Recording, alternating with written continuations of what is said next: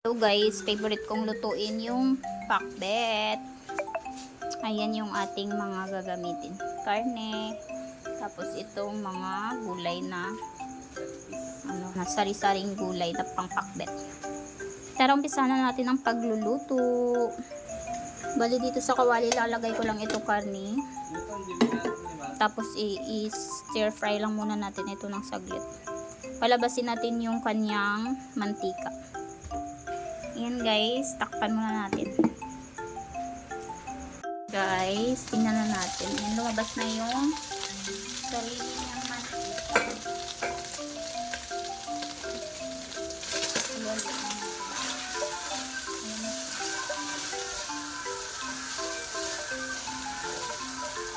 Dadagdag tayo ng konti mantika.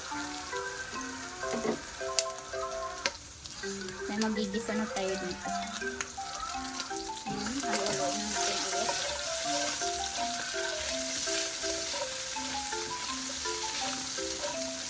Tapos, papaano na natin. Mag-isa na tayo dito na first bawang. Next is sibuyas. And then, kamatis.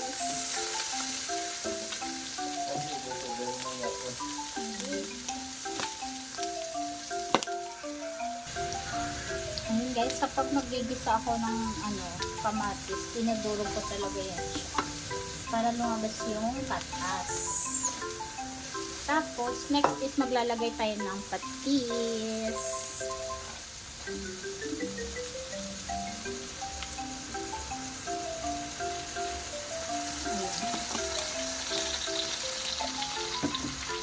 Ginigisa ko kasi yung patis para manood yung kanyang lasa sa karne. Ayan siya.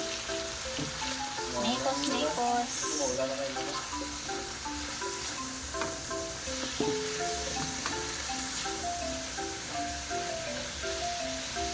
Next is ilalagay na natin yung ating mga gulay.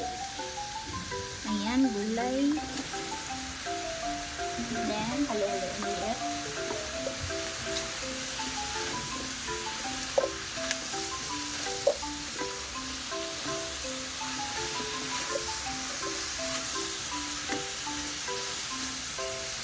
Tatakpan muna natin ng saglit. Ayan. Ito natin ulit. Tapos, haluin.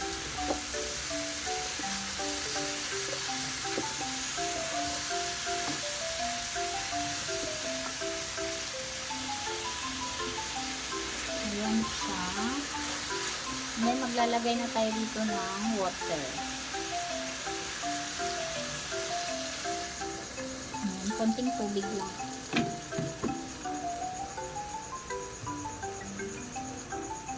Tatakpan natin hanggang sa lumambot yung ating mga gulay. Ayan guys.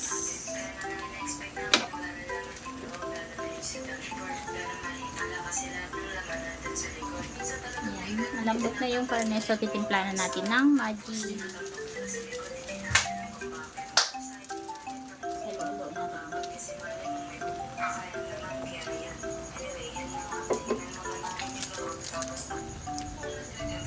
Ayun na guys, luto na yung ating pinakbet. Tara, kain na tayo mga guys. Ayun, luto na siya. Tara, kain na tayo. Antayan mga guys. Yan yung ulam namin. Pinakbet, favorite ng lahat. Kain na ding.